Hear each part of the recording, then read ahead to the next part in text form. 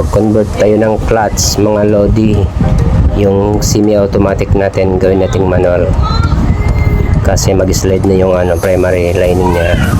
Mahal pa naman, di tulad ng clutch conversion clutch, mura lang, nasa 1k plus lang. Alright, simulan na natin tanggalin ang crankcase mga lodi. Ayun, natanggal na natin ang mga bolts mga lodi. Walang taghawak ng kamera kaya tayo na lang ang maghawak.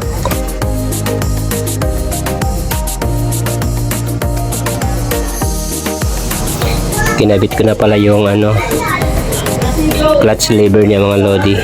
Free na yan, kasama na yan pag bumili kayo ng conversion kit. May clutch lever nut tsaka accessories niya sa loob, kaya walang problema, plug and play na lang.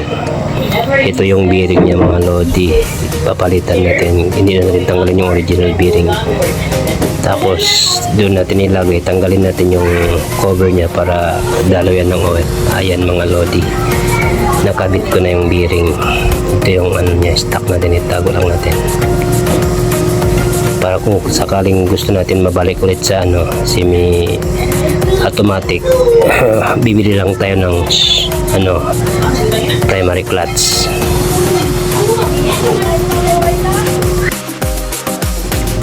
Wala tayong welding machine mga lodi kaya hindi natin na ito i-weld. Bale, lagyan lang natin to ng washer. Yung dating sa may ito dating sa may ball race bearing sa liig ng sa liig ng motor natin, pinagbaklasan natin, yan ang nilagay natin doon sa may clutch shoe dyan sa loob. Tanggalin na natin to mga lodi para malagay natin yung washer doon sa loob. Hindi na natin kailangan mag-welding pa kasi wala naman tayong welding machine mga lodi. Pero ayos lang to kahit hindi we-weld.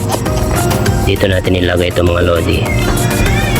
Diyan natin ilagay para nang sa ganun sasama siya ikot. Pag hinigpitan natin, iikot siya, hindi na sila magkahiwalay.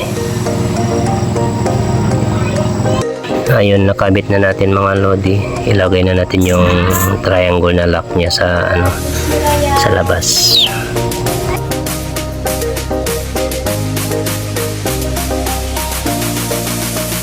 Itong clutch holder niya mga lodi, kailangan pa natin ito i-modify. Grindin natin para i-arco, para fix talaga paglagay natin ng bolt.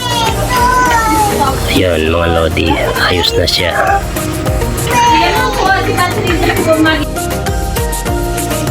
Ayos na, well na lang para try out.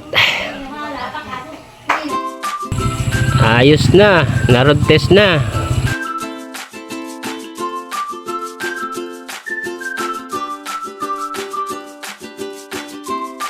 Itong laman ng stock pala mga lodi, wala na akong ginalaw dito, hindi ko na ginamit. Wala na akong pinutol dito, bale direkta na yung nilagay ko yung conversion clutch na yon. Wala na akong ginalaw dito para in case kailangan natin gawin balik na semi-automatic, nandyan pa rin yung laman niya, hindi na tayo bibili. Yun lang mga lodi, kasi yung ibang hindi nila pinapaliwanag kung gagamitin ba ba yun o hindi. Sa akin kasi hindi ko na ginagamit. Yan, ayos lang naman yung takbo ng motor ko.